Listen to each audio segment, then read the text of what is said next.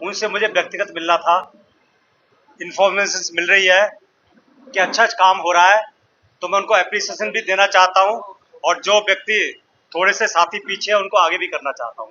ये मेरा दौरा है यहाँ का आज का पूरा, और कई बाड़ों में मैं जाऊंगा, डोर टू डोर में, कुछ कॉर्नर मीटिंग्स में, और हमारे जितने प्रत्याशी हैं उनसे भी मैं व्यक्तिगत मिलूंगा, उनके वार्ड्स में जाके और उनके एरियाज में जाके।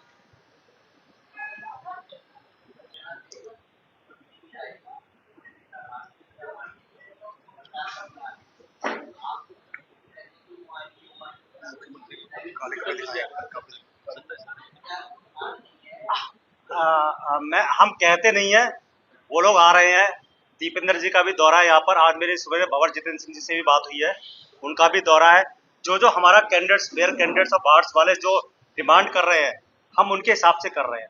हम बताते ज्यादा बोलते नहीं है, लेकिन हम काम करने में विश्वास रखते हैं। और सारे नेता आए हैं, कल बीजेपी के सीएम को काले झंडे भी दिखाए गए हैं, तो इसका मतलब उन्होंने काम ही नहीं किया। जब यहाँ के निवासी मुख्यमंत्री को काले झंडे दिखा रहे हैं, तो इसका मतलब क्या है? आपने कोई काम नहीं किया, आपने झूठे वादे किए, और झूठे वादों पर फिर उन्होंने झूठे वादे करने शुरू कर दिए। तो जनता यहाँ की बहुत परेशान है, और जनता परेशान नहीं होती तो काले झंडे कौन दिखाता? तो जनता सब समझ रही है, और जो भाजपा के जो हमारे सीएम यहाँ बन चुके हैं, उनको खुद समझना चाहिए कि काले झंडे दिखाए तो उससे पूछना चाहिए कि डमी है, कि क्यों दिखा रहे हैं, क्या रीजन है, क्या कमियां है। आपकी सरकार डबल और ट्रिपल इंजन की सरकार चल रही है, उस सरकार का रोल क्या है? कांग्रेस को जनता कहां नकार रही है? हम एक मजबूत विपक्ष के रूप में है। हम 37 विधायक जीतकर हम 37 विधायक जीतकर मजबूत विपक्ष के तौर पर है, और हम जनता की समस्याएं उठाएंगे। हम लोकसभा में 5 मेंबर ऑफ पार्लियामेंट जिता के लाई है, यहीं की जनता जिता के लाई है हरियाणा की। बिल्कुल, चक्कर क्या है? बाढ़ की बात नहीं है, बात यह है कि भाजपा जिस तरीके से काम करती है, जिस तरीके से धनबल लगाती है, जिस तरीके से खरीद फरोख्त करती है, अभी भी हमारे कई प्रत्याशियों के पास धमकी भरे फोन आ रहे हैं। मैं क्या बताऊं, कईयों की मेरे पास रिकॉर्डिंग है।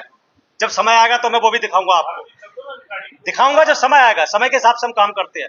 मैं संगठन का व्यक्ति हूं, मैं संगठन के हिसाब से काम करता हूं। और जो भाजपा जो कर रही है ना, हमारे 2-3 प्रत्याशियों को उन्होंने खुलेआम पैसा बांटा है और उनको धमकी दी जा रही है। तो ये कहां का प्रजातंत्र है और कहां का लोकतंत्र है?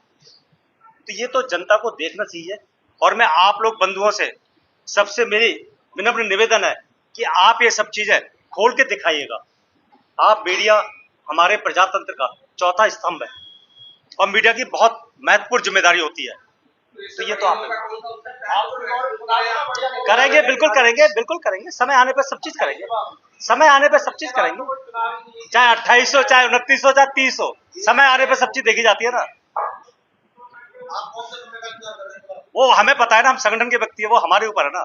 अब हम किसी के कहने पर राजनीति थोड़ी करते हैं, हम जनता के हिसाब से राजनीति करते हैं और जनता के हिसाब से समाज सेवा करते हैं।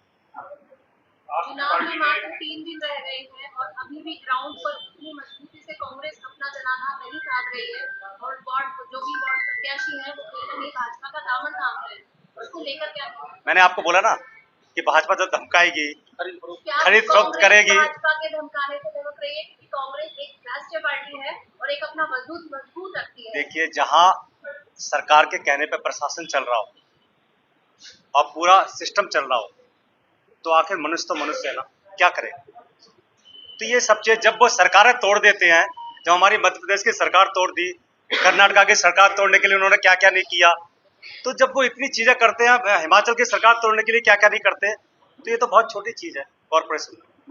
तो भाजपा किस तरीके की हथकंडे नहीं अपनाती, ये तो आप भी भली बात ही जानते हैं। आप मुझसे पूछ रहे हैं, आपको तो ये पूरा दिखाना चाहिए कि इन्होंने कहाँ सरकार नहीं तोड़ी है।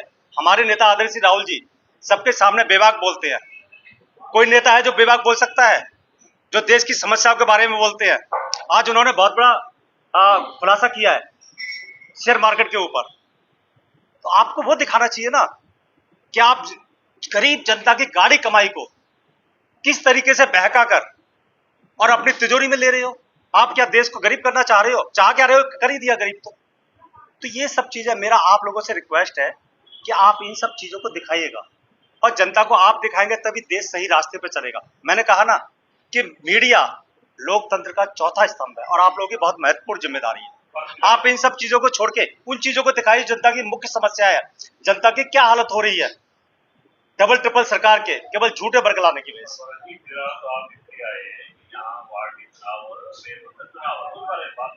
वही बात कर रहे हैं, उसी बात का जवाब दे रहा हूँ। अरे बता तो दिया ना आपको।